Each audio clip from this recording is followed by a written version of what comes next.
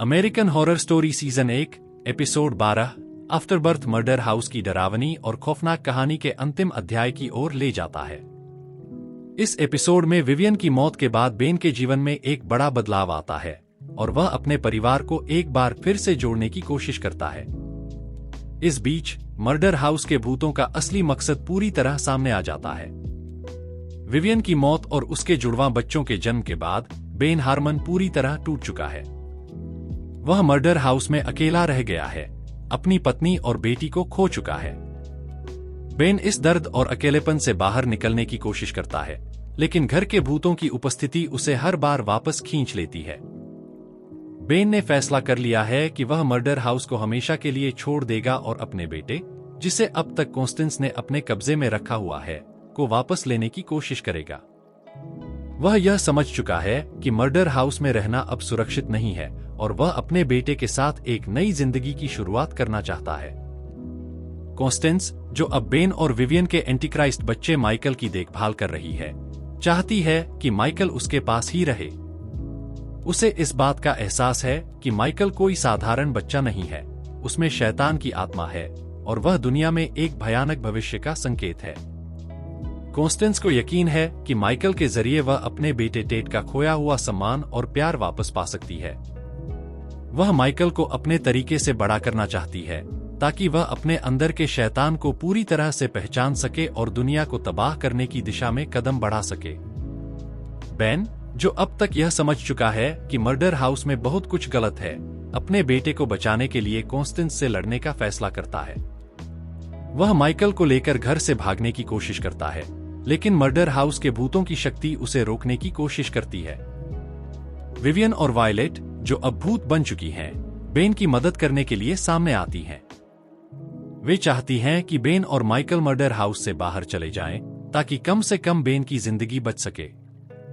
लेकिन murder house की भूतिया शक्तियों का प्रभाव इतना ज्यादा है कि यह सब करना बहुत मुश्किल हो जाता है। बेन जब माइकल को लेकर घर से भागने की कोशिश कर रहा होता है, तभी मर्डर हाउस के भूत उसे मारने की योजना बनाते हैं।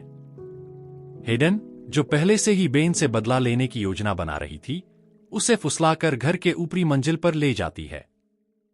वहां हेडन और अन्य भूत मिलकर बेन की हत्या कर देते हैं। बेन की मौत के बाद वह भी मर्डर हाउस के अन्य मृतकों की तरह एक भूत बन जाता है। अब वह इस घर में फंस चुका है, जहां से वह कभी बाहर नहीं जा सकता। कॉन्स्टेंस अब पूरी तरह से माइकल की परवरिश करने का जिम्मा ले लेती है।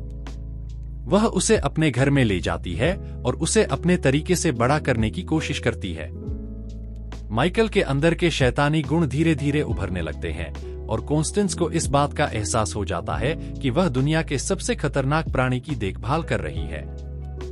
कॉन्स्टेंस को यह पता चलता है कि माइकल ने अपने पहले अपराध को अंजाम दिया है। उसने अपनी नैनी को मार डाला। यह घटना कॉन्स्टेंस के लिए एक चेतावनी की तरह है कि माइकल एक दिन बहुत बड़ा खतरा बन सकता है। बेन, विवियन और वायलेट की आत्माएं अब मर्डर हाउस में एक साथ रहती हैं।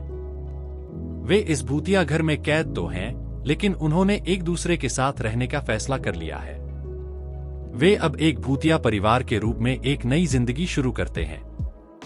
मर्डर हाउस में एक नया परिवार आता है। यह परिवार स्टेनली नाम के एक व्यक्ति और उसकी पत्नी मारिया का है। वे इस घर में एक नई शुरुआत करना चाहते हैं, लेकिन उन्हें इस बात का अंदाजा नहीं है कि यह घर भूतों से भरा हुआ है। बेन और विवियन यह समझ चुके हैं कि मर्डर हाउस कभी भी किसी के लिए सुरक्षित नहीं हो सकता। इसलिए वे यह फैसला करते हैं कि वे नए परिवार को इस घर के भूतिया रहस्यों से बचाने की कोशिश करेंगे। स्टेनली, जो पहले ही इस घर में कुछ अजीब घटनाओं का सामना कर चुका है, इस बात का एहसास करता है कि इस घर में कुछ ठीक नहीं है। वह धीरे धीरे मर्डर हाउस के भूतिया रहस्यों से परिचित होने लगता है, लेकिन इससे पहले कि वह कुछ कर सके, घर के भूत उसे और उसकी पत्नी को नुकसान पहुंचाने की कोशिश करते हैं। एपिसोड के अंत में मर्डर हाउस में एक अजीब सी शांति छा जाती है। बेन, विवियन और वायलेट अब इस घर में एक साथ रहते हैं, लेकिन उन्हें पता है कि यह शांति कभी भी टूट सकती है। कॉन्स्टेंस के साथ माइकल अब और भी ज्यादा खतरनाक बनता जा रहा है। उसका शैतानी स्वभाव अब पूरी तरह से उभरने लगा है और कॉन्स्टेंस को इस बात का एहसास हो गया है कि वह अब किसी बड़ी आपदा की ओर बढ़ रहा है। एपिसोड का अंत एक नए खतरे की शुरुआत के साथ होता है, जहां माइकल की शैतानी ताकतें दुनिया को तबाह करने के लिए तैयार हैं। मर्डर हाउस का रहस्य अभी खत्म नहीं हुआ है, बल्कि यह एक नए और भी भयानक अध्याय की शुरुआत कर रहा है।